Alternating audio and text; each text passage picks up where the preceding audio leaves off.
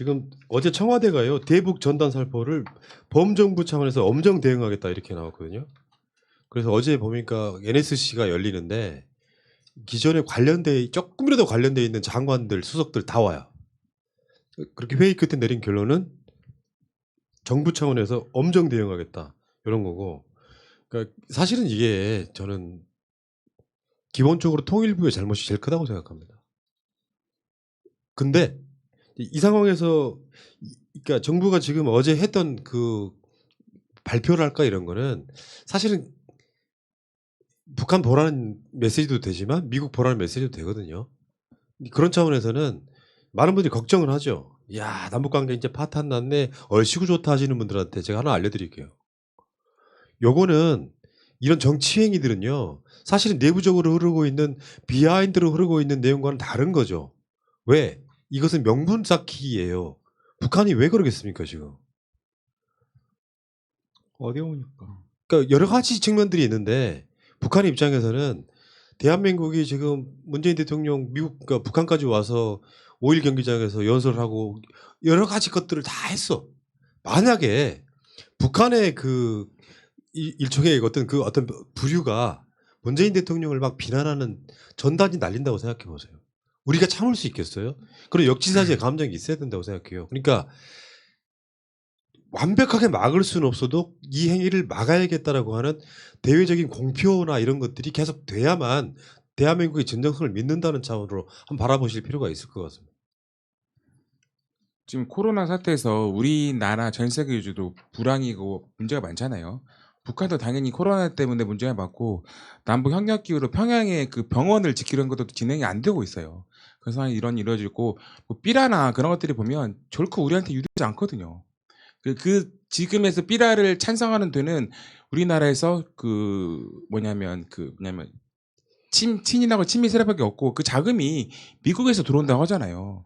이런 것들은 좀 미국도 우리한테 또 저번에 북한에서도 하는 것들이 뭐냐면 우리나라 관계에서 미국이 개입이 하지 말란 말 했거든요. 우리 문제라고 생각해 이제는부터는 좀 미국의 개입은 좀 없었으면 하는 바람입니다. 그 삐라를 뿌리는 게 생각보다 여러 가지로 심각한 문제들을 일으켜요. 그냥 우리 뭐 여기도 나와 있지만 남북 그 교류협력법이나 공유수면법, 항공안전법 등의 관련 법이 위반한다고 돼 있는데 경기 그쪽은 항공길이 항상 다니는 데거든요. 거기에 삐라 하나라도 정말 항공기에 닿기만 해도 치명적인 사고가 일어날 수도 있고 심지어는 이 삐라를 뿌리면서 이 삐라에다가 뭐 코로나 환자들의 타액을 묻혀서 뿌린다 이런 이야기까지 나오고 있는 상황에서 북한 입장에서 가만히 있을 수가 없죠. 거기다 뭐 우리 리설주라든지 심지어는 노무현 전 대통령님 사진까지 합성해서 뿌리고 있으면서 뭐 무슨 표현의 자유를 논한다는 것 자체도 말도 안 되는 소리고 그리고 현행 법을 분명히 위반하고 있는데 이걸 놔두고 있을 수는 없는 거죠 국가가. 예. 그러니까 이런 조치를 정부 차원에서 취한다는 게 어떻게 보면 늦은 감은 없지 않아 있는데요. 이게 이제 북한 입장은 그럴 거 아니에요. 최고 존엄에 대해서 아주 모욕적인 짓을 하고 있는데 삐라가 북쪽으로 가든지 안 가든지 상관없이 왜 저걸 대한민국 정부는 방치하지 하는 여기 이 부분에 있어가지고 김여정의 여러 가지 행동들은요 내부 단성용에 가깝습니다. 한편으로 보면 우리의 그 북한 사람들 특유의 근성이 뭐냐면 자존심 같은 거거든요. 우리 굶어 죽어도 자존심 지키자라고 완벽하게 세뇌되어 있는 분들이에요. 그런 어떤 그 정신 세계가 그 사람들 입장에서 보면 대한민국의 성의를 보이지 않는다는 것에 대한 분노 표시도 있지만 우리는 이렇게 세게 이야기할 수 있어라고 하는 부분이 있을 거고 다만 요거는 쇼일 수밖에 없는 이유가 있습니다. 김정은 위원장 입장에 생각을 해봐요. 세계 제1의 국가의 트럼프랑 여러 차례 만나면서 쌓아둔 나름대로 자기들끼리 신뢰가 있어. 트럼프도 트럼프 마음대로 하는 건 아니에요. 북미 관계와 북한 핵에 대해서. 그리고 남한의 대한민국의 문재인 대통령과의 관계는 더 돈독할 거 아니야. 그렇게 쌓아둔 신뢰랄까 이런 관계가 있단 말이에요. 요걸 깰 수는 없는 거예요. 그러니까 김정은 위원장이 나서지 않고 주변에서 건드리는 겁니다. 그렇죠. 그러면서 서로 간에 뭐랄까 문재인 대통령에 대한 김정은 위원장에 대한 트럼프에 대한 서로 간의 신뢰를 서로 깨지 않으면서도 이게 대화로 나가는 데 있어가지고 대한민국이 저렇게 나오는데 다시 한번 뭐 우리가 그 대화를 시작해 볼까라고 하는 체면 채워주면 거기 그 명분으로 내가 다가가기도 하는 이 과정들이 있기 때문에 이게 파국으로 갔으면 좋겠다라고 하는 조중동식의 보도는 말도 안 되는 소리입니다. 분석은 그렇게 하는 게 아닌 거죠. 어쨌든 대한민국이 지금 성의를 보여주고 있는 거를 그러니까 김여정 하명법 이렇게 악의적 선동하고 있는 게 사실상 미래통합당이라는 말씀드리고요. 실제로 미래통합당은 박근혜 때 이명박 때 이 대북 전단 뿌리지 못하게 막 법으로 막고 막 했던 이 상황들이 있었음에도 불구하고 국민을 난감하게 하고 있다. 누구를 위한 정부냐 이렇게 미래통합당이 망하는 이유의 대표적인 모습이에요. 다시 한 번 말씀드리지만 혹시 미래통합당 지지자 계시면은 그 당에 좀 꼭 알려주세요. 진심으로. 이게 정상적인 국가가 되려면요. 이명박근혜 때 같은 당이었던 사람들 입장에서 봤을 때 이런 식의 행위를 미래통합당이 하면 욕을 해야 되는 게 맞죠. 박근혜 때는 맞고 문재인 때는 틀려? 그 사람들이 했던 행위에 대해서 조중동도 마찬가지고 박근혜 때는 맞고 문재인 때는 틀려? 한 번쯤 생각을 한번 해보라는 거예요. 그리고 실제로 이 접경 지역에 사는 우리 주민들 같은 경우는 생명의 위협에 시달리기도 하고요. 실제로 북한이 포를 쏜 적도 있고 가치관이 다르단 말이야. 3대 세에서 북한 인권 이야기하기 전에 입장 바꿔 생각해봐. 북한에서 똑같은 식으로 문재인 대통령의 아주 모욕적인 삐라를 뿌린다고 생각해봐요. 우리도 포 쏘고 싶지. 북한은 포 쏘면 안 되니? 그런 과정에서 포 쏘지 않게 만들어주는 것이 정상적인 거죠. 그런데 국민을 난감하게 하는데 니들이 국민을 난감하게 하는 거야. 뭐 민주주의는 법치주의를 가장 기본으로 하는데 그때그때 자의적으로 해석한다고 하는데 누가 자의적으로 해석을 하고 있는지 모르겠어요. 그 이명박근혜 때 삐라를 못 부리게 말린 것도 법에 근거한 거고 심지어는 대법원에서 판결이 난 것도 있어요. 그런데 그 법대로 따라하겠다는데 법치주의를 훼손한다니 이게 도대체 무슨 말인지 싶고 법치주의가 무슨 뜻인지 잘 모르시는 것 같아요. 그 이 대북 전단을 뿌리는 탈북 단체에 돈을 지원하는 데가 지금 미국에 있는 민주주의 진흥재단 레드라고 알려져 있잖아요. 여기에 칼 커슈만 회장이 이 통합당이 말하는 것과 똑같은 식의 그 인터뷰를 합니다. 표현의 자유이고 언론의 자유가 없는 북한 주민들한테 외부 정보를 알리려는 노력을 세계 인권 선언의 정신에 부합하는 거다. 그래서 이걸 막는 거는 매우 유감이고 한국인들의 표현의 자유를 제한하는 거다. 북한과의 관계가 진전될 것이라고 예상하지 않는다. 지금 통합당에서 나오고 있는 그 발언이랑 너무 똑같습니다. 이게 이제 소위 수구 꼴통임을 서로가 보여주는 겁니다. 이게 미국에서도 이런 모자란 것들이 있어요. 실제로 북한이 개방이 되고 핵을 없어지게 되면 자신들의 이익이 사라지는 부분에 대해서 이렇게 근데 한 국가, 한 민족의 운명을 갖고 이렇게 장난치면 안 됩니다. 미래통합당이 특히 그런 거예요. 무력 통일이에요. 이 사람들 기본적인 속마음이. 그래서 북한의 내부적으로 봉기하게 만들어가지고 그 북한 사람들이 거기 지도부를 무너뜨리고 나면 대한민국이 무력 통일을 시킬 수 있다고 생각하는 마인드예요. 이게 이명박근혜 때 꾸준히 이런 논리를 진행이 되어 왔는데 불가능합니다. 이거는. 그리고요. 아까 말한 칼커시만 이 사람 이야기 자체가 웃긴 게 뭐냐면은 북한 사람들 다 정보 압니다. 모를까 봐요? 북한 사람들 스마트폰 쓰고 있어. 대한민국 사람 제외하고 나면요. 평양에 갈 수 있어요. 그러니까 제재가 있는 거지. 김정은 위원장 들어와서는 훨씬 더 개방이 돼가지고 전 세계 사람들 평양 가고 싶으면 갑니다. 못 들게 막지 않아요. 그런데 무슨 정보를 마치 무슨 땅굴 속에 있는 사람처럼 생각하는 게 얘들이 오산인 거예요. 그렇게 삐라 날리면은 거기에 이설주 뭐 이상한 사진 올리고 하면 그것이 북한을 개방하는 요소가 됩니까? 어떤 민족이나 국가도 기본적 자존심이라는 게 있는 거예요. 다 세뇌됐다고 생각하는 생각도 있겠지만 기본적으로 그 가치를 인정해줘야만 통일이 된다고 하면 가치를 인정해주고 시작하는 거지. 그 표현의 자유가 보장이 되려면 다른 사람의 뭐 인권이나 이런 것들을 침해해서는 안 되고요. 그 안에 있는 내용이 팩트여야 되는데 그런 뭐 사실관계나 이런 것들은 다 들어있지도 않고 다 조롱이랑 비하 이런 것들인데 그게 어떻게 표현의 자유이고 그리고 뭐 쌀 같은 거 보내는 것도 그걸 누가 먹으라고 보내는 건지 그냥 요식행위일 뿐이잖아요.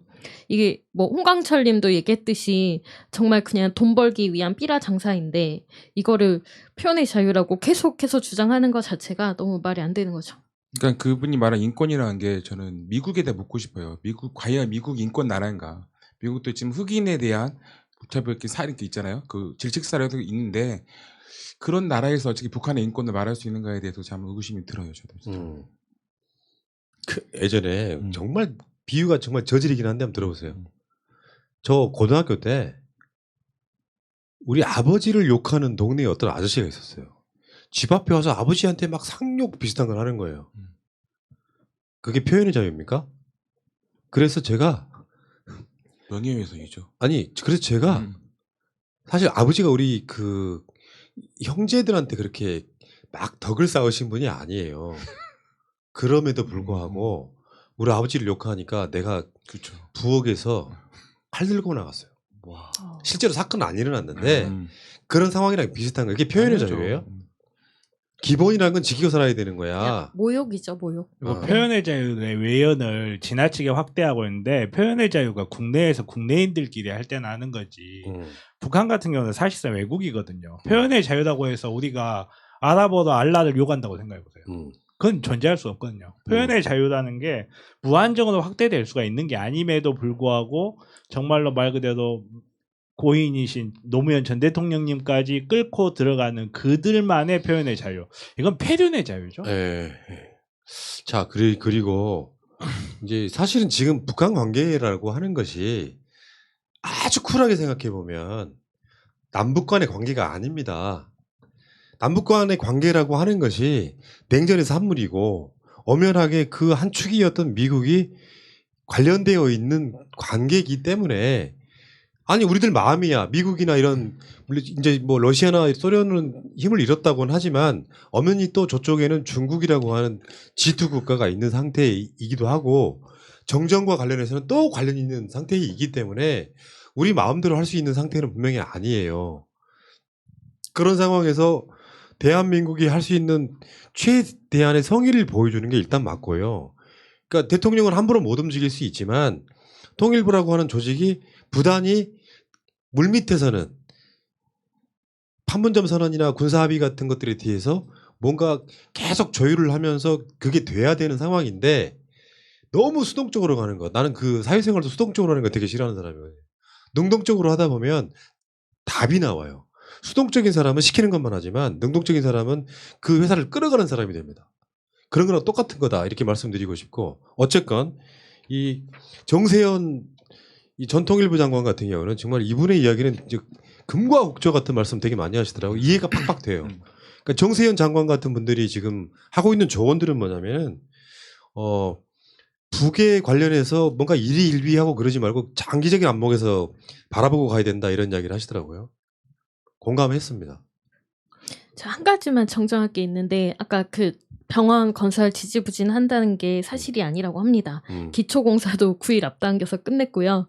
당 창건 때까지 완공해야 된다고 해서 지금 모든 인력을 다 그쪽에다가 투입하고 있다고 합니다. 그러니까 우리 쪽에서 방해를 한다는 거죠. 그쪽에서 하는 거나 제 말은. 네, 우리 그래서 쪽에 잘못 사람들은- 알려지고 있는데 그런 거죠. 네네네. 좋은 자세예요. 조선일보는 이렇게 안 하잖아요. 저는 사실 이게 북한과의 티격태격하는 사이에서 되게 눈에 들어왔던 게 북한이 미국에 다시 나무대가 없이 선물대 보따리 주지 않을 것이라는 말을 했다고 해요. 저는 이 부분을 보고 이게 정말 하고 싶은 말이 나왔다라는 느낌을 좀 받았어요. 이 말 다시 나무대가 없이 선물 보따리를 주지 않을 것이라는 말은 우리 선물 보따리 준비해놨는 데거든요. 너네가 뭔가 해주면 우리도 해줄 거야 하는 거예요. 마치 너 나한테 반지 안 주면 프로포즈 안 받아들일 거야. 이건 똑같은 거거든요. 우리 준비 다 돼 있고 너네가 우리한테 이게 물밑으로 돼 있는 게 있겠죠. 선물 보따리로 해서 뭘 주고 받을지도 의논은 다 끝났을 거예요. 우리 이런 거 준비해 놨으니까 너네도 거기에 상응한 대가를 취해줘. 이거는 무작정 화내는 게 아니에요. 말 그대로 액션을 취하는 거고 이 액션을 무조건 이제 나쁘게만 해석하려는 세력들이 있죠. 그 이제 북한에 나쁘게 해석하려는 게 아니라 결국 문재인 대통령님의 지지율을 깎아내리고 흠잡기 위한 노력들이라고 보는데 하지만 북한과의 관계, 북한과의 항구적 평화는 더 이상 돌이킬 수 없는 길이고 삐걱대지만 결국은 도착할 거라고 확신합니다. 자, 이게 지금 해야 될 일이 많고요. 그냥 마음속으로 생각을 한번 해보십시오. 문재인 대통령 퇴임이 2년이 안 남았어요. 그러면은 그 2년 사이에 지금 판문점 선언에 버금가는 정도의 뭔가 좀 훌륭한 성과가 있었으면 좋겠다 이런 생각이 드는 거고 이게 미래통합당 같은 불의만 없다면요 국회에서 막 으쌰으쌰 해가지고 판문점 선언 뭐 비준 동의하고 또 군사 합의도 막 비준 동의하고 막 이 과정으로 가면서 북한 입장에서도 면이 설 거 아니야. 내가 김정은이라고 하면요 우리가 이렇게 성의를 보였는데 대한민국은 어떻게 나오는지에 대해서 굉장히 중요하게 볼 것 같아요. 북한 사람도 마찬가지일 거 아니에요. 북한은 저러고 있는데 왜 우리만 거기다가 갖다 바치냐? 그 심리가 지금 이성곤이 했던 말이라고 똑같은 거죠. 다시는 아무 대가 없이 선물 보따리 주지 않을 것이다. 만나긴 만난다는 뜻이에요. 이게 간단히 말하면. 근데 지금 이거 하면서 북한이 어떤 미사일을 쏘거나 뭐 실험한 적이 없습니다. 북한도 지금 우리한테 보면 빌밀한 거예요. 우리가 너무 이 코로나 기간 동안에 북한하고 대화가 없었어요. 근데 유화책을 할 수는 없고 일단은 미래통합당을 견제하는 차원에서 말하고 우리 정부가 이제 다급해졌다는 것에 대해서 국민적인 공감대를 지금 얻었다고 보거든요. 네. 모든 국민들이 지금 개성공단에서 마스크를 생산했으면 난 했단 말이에요. 다 그런 분위기에서 점차 경제 협력과 같이 이런 좀 좋은 관계가 이어지는 기회가 될 것 같습니다. 볼 때는. 자, 알겠습니다. 어쨌건 너무 불안해들 하지 마시고요. 이렇게 울퉁불퉁하게 갈 수밖에 없는 태생적 한계가 분명히 있는 게 남북관계다. 이 과정에서 뚫고 나가는 게 얼마나 힘들겠습니까? 나는 북한도 이해가 되고 문재인 대통령도 이해가 돼요. 그렇죠. 자, 그 이야기는 여기까지 하겠습니다.